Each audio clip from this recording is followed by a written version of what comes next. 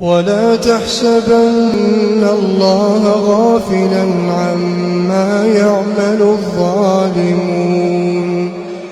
إنما يؤخرهم ليوم تشخص فيه الأبصار مهطعين مقنعي رؤوسهم لا يرتد إليهم طرفهم وأفئدتهم هواء وأنذر الناس يوم يأتيهم العذاب فيقول الذين ظلموا ربنا أخرنا إلى أجل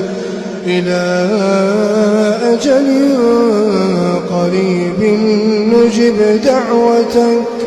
نجب دعوتك ونتبع الرسل أولم تكونوا أقسمتم من قبل ما لكم من زوال وسكنتم في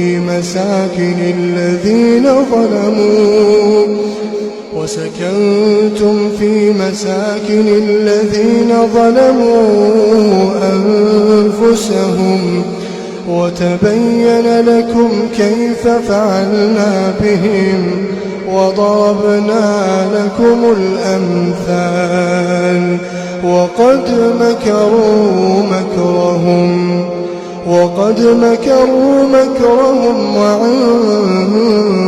الله مكرهم وإن كان مكرهم لتزول منه الجبال فلا تحسبن الله مخلف وعده رسله إن الله عزيز ذو انتقام يوم تبدل الأرض غير الأرض والسماوات وبرزوا لله الواحد القهار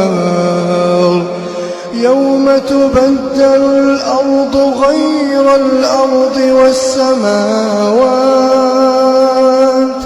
وبرزوا لله الواحد القهار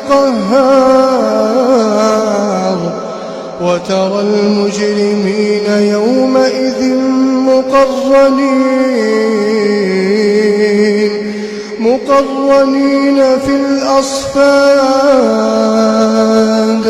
سرابيلهم من قطران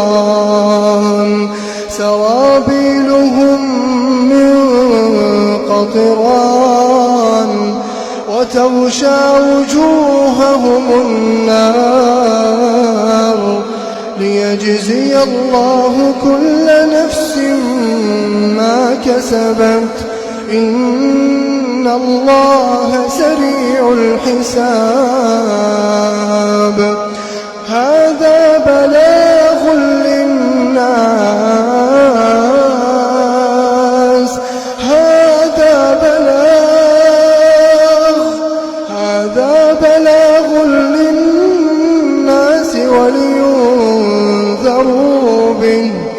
ولينذروا به وليعلموا أنما هو إله واحد وليذكر أولو الألباب.